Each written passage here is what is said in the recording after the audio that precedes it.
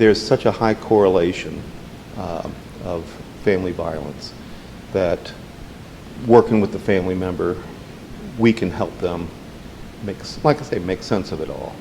Family counseling works on the whole family unit. It's not just looking at the gambler, it's looking at everybody. And I know for a lot of people who are family members, they have a hard time, well, why should I get help? Because it's their problem. But really, it affects the whole family, and everybody plays a role. So we try to work on the whole family and making the family healthy. With the family member, then you work on the stress that this causes, particularly the stress regarding finances, and then how to protect finances.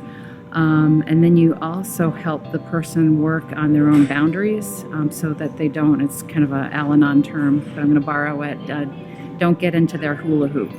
So you don't kind of get into their sort of addictive style and their issues, and you're able to stay clear for keeping yourself healthy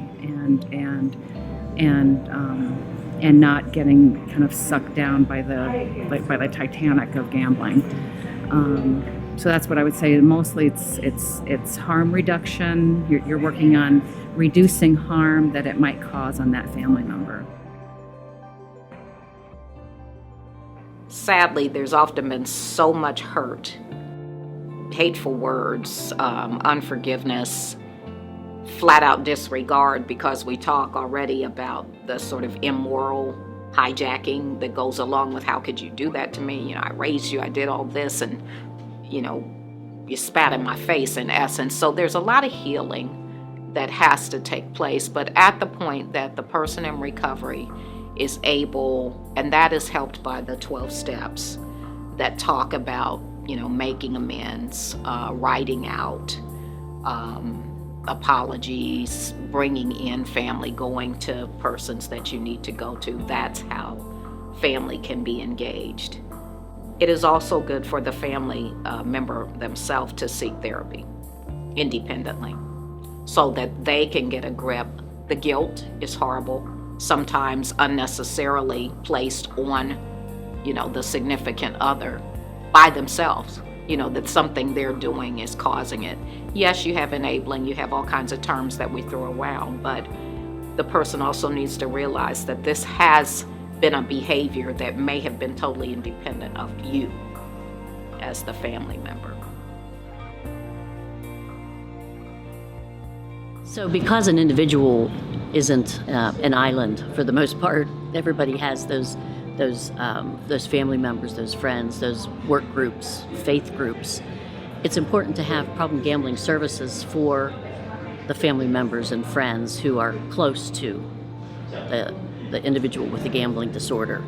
Maryhaven is very proactive across the state of Ohio in terms of being able to serve those family and friends of the individual with the gambling disorder. And some of those issues that affect that individual are also absolutely going to affect the family members specifically, like the potential for divorce or bankruptcy, a lot of strife in the family, and children, if there are children involved, whether they be elementary, middle, you know, even young adults. It's just devastating to have that potentially constant bickering in a household. Sometimes I go into mindfulness, which is really when I work with a client on kind of focusing on the here and now and staying present in the moment. Other things we do is we look at the way that family members are thinking about the problems going on, and we work on something called CBT, which is cognitive behavioral therapy, where we talk about how to restructure the thinking. We know that when one person's sick in a family, the whole family becomes sick, right? You know, walking on eggshells, you don't want to get this person riled up because it's going to lead to confrontation. We're very fortunate here in Franklin County that we have Gamblers Anonymous. We have a Gam-Anon meeting once a week, and it's for the family member, family and children, to get help. Treatment is one thing, recovery is another.